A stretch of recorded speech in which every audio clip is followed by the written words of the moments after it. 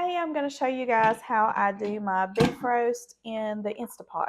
First, take the lid off and I'm going to set this to sear. Let's do on saute so it'll sear the meat just a little bit. Put a little bit of olive oil in the bottom of my Instapot. Take a chuck roast, a boneless chuck roast. We are going to season it up. Put a little salt.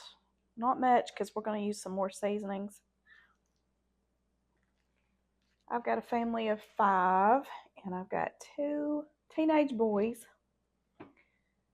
So we feed quite a few. We like to eat this with just like mashed potatoes and gravy. I'll take the leftovers and we'll make beef sliders, or you can make tacos out of it. Use it in a lot of different ways. It's so good if you take the beef and shred it, the leftovers, and then you can use it in vegetable beef soup. Oh, it's so good. So we're going to just sear this, let it get hot. While we are getting some color on one side of our roast, I'm going to go ahead and cut up some onion to flavor it. The kids probably don't do this as much as me and Jay do, but we like to eat the onions with our beef. We like to put the onions with our beef and put it on the sandwiches or put it on the side when you're eating it with mashed potatoes and gravy. It's so good. You can hear it sizzling. Just get a little color on the one side. We'll leave it just a little bit longer. Okay, let's check it and see how it looks. Not quite. I'm impatient.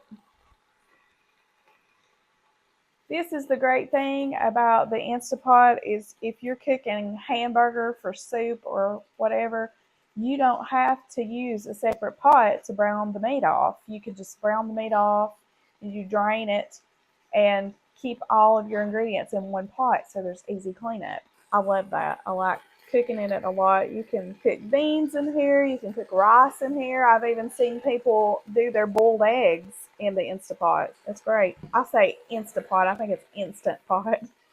So we got a little color on that side. Now we're going to brown the other side.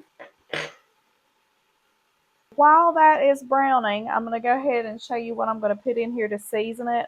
Now, I season roasts a lot of different ways depending on what mood I'm in, but usually I always use the Lipton onion soup mix, and I'm just going to use 1 packet of that and sprinkle it over the top.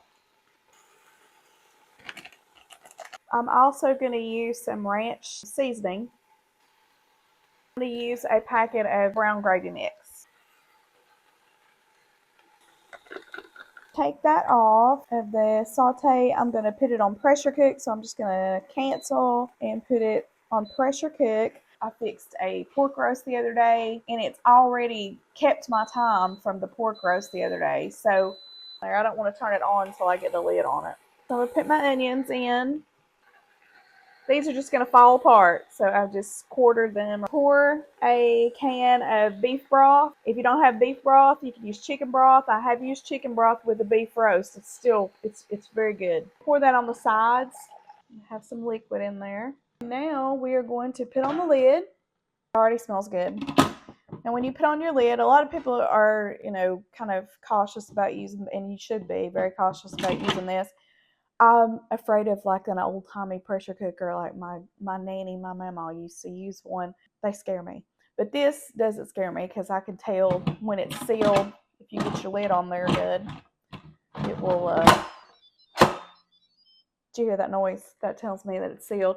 It's got venting and sealing, and I always make sure you've got it to sealing. This knob turns like that. You're going to come over and put pressure cook. It kept the time that I had the other day when I used my pork roast. I usually do it about an hour and a half, and it just comes on. When the pressure builds, it will still say on, and then it will start timing when the pressure builds up. You will see this little button here will pop up when the pressure has built in here. That's when you do not want to open this lid. When you see that thing pop up, you leave it. The cooking time will automatically go off at an hour and 28 minutes that I set it on. You can let it depressure on its own. It will go down slowly over time. Or if you want to go ahead and open it up, if you just can't wait on it to just come down on its own, you can vent this. Now the steam will be very, very hot, so you don't want your kids anywhere around it or anything like that. The steam will be really hot and it'll come out of this. And then you want to stand back and let that completely go down, that little red button. When it completely goes down, you're free to open up your pot. And it will starve you to death while you are smelling this cook. It smells so good. So we'll come back and show you the finished product.